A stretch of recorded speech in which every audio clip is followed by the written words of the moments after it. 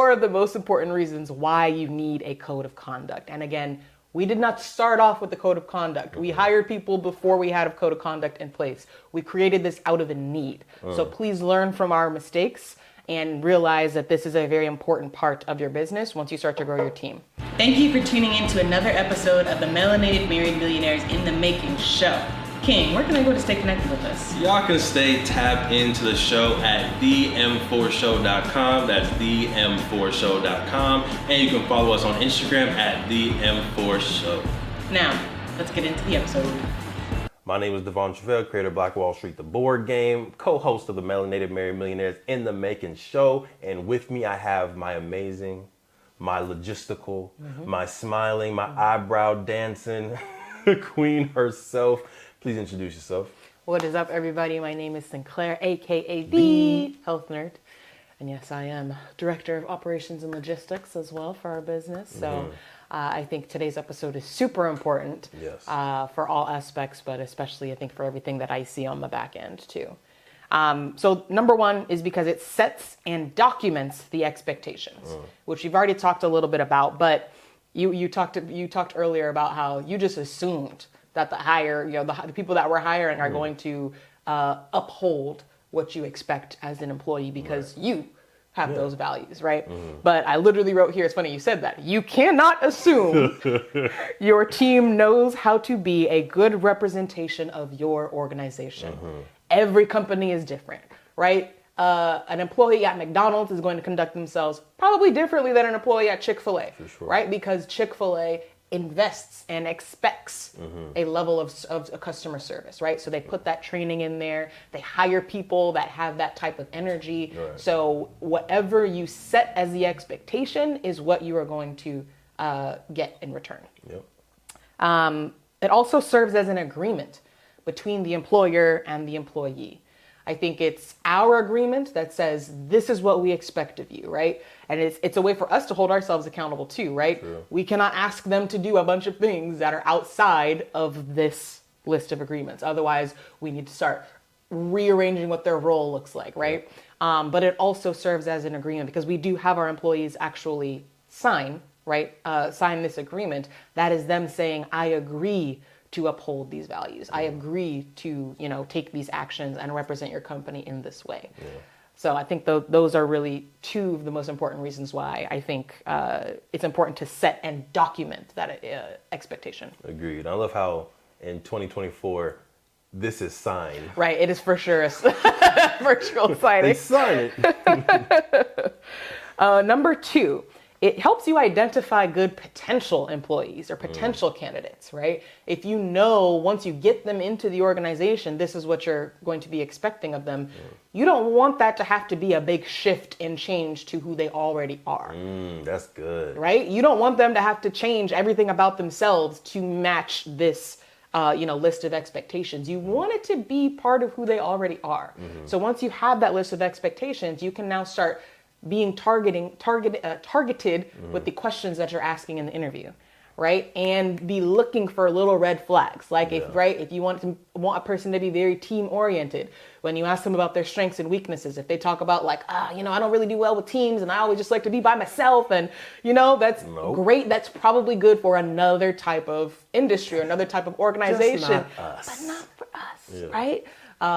So those allows you to really look for how can I set up this interview process? How can I be very intentional with the interview process to find people that already embody these values? That is an excellent point, Queen, on filtering the interview process. 'Cause I think our first interview process, we didn't have a code of conduct. We didn't have a clear roles and expectations. So we were just hiring off of really vibe and availability, right? If you got a good vibe and you're available to come through, play Black Wall Street, we'll hire you. But now, second round of things, we were able to get really more specific on timeliness. Yes. Are they smiling in the interview? What kind of vibe are we getting? Are they educated or do they have, not are they educated, but are they educated on financial literacy? Have they been a tutor before? Have they worked in summer camps before? Get really more specific on the type of people. But then on the flip side of that, once you get someone who truly embodies these things naturally. And there's a couple people on the team that I'm just like, yes, they are Play Black Wall Street through and through. Yeah. You now can like take those people and I want to help them promote through the company and stay because their value, their code of conduct, and their culture is perfectly aligned. So we want to continue to grow with those people. And then there's been other folks to where they join the team. It's clear that who they are is not in alignment, and it takes either a lot of effort for them to try to get in alignment, or they never get into alignment because it's just in their bones. And it's like, okay, well, this is a person that will not be welcome to join the team again in the future, right? So it makes it real easy to make those decisions. Yes. Anything else to add on number 2? No, queen. We flying through. Come on now. Number 3, it helps you hold your employees accountable. For sure. This is a great segue because we just talked about like what happens when you have somebody that's not upholding that agreement, right? So one, the fact that it's documented, you have a clear outline in agreement of this is what I expect, and the team member signs it. It also makes it very clear when that agreement has been broken. So right, you now feel comfortable saying, hey, we're not meeting up to this code of conduct, right? You can put it in writing.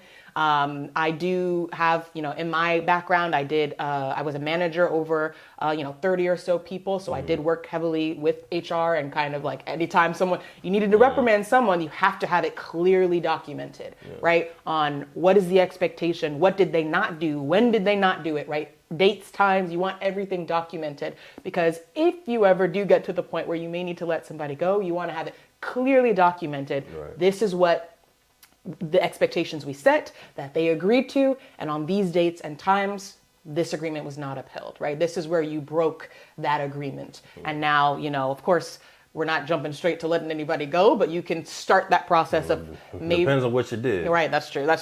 A written warning or a verbal warning, whatever it's going to be, but you can then outline what your accountability process is going to be as at a company. But you can't really hold people accountable if you never set the expectation of what they should and shouldn't be doing. Yeah. Very tough firing people or not renewing people, right? But this is a unfortunate reality of being a business owner, being a boss, being a entrepreneur.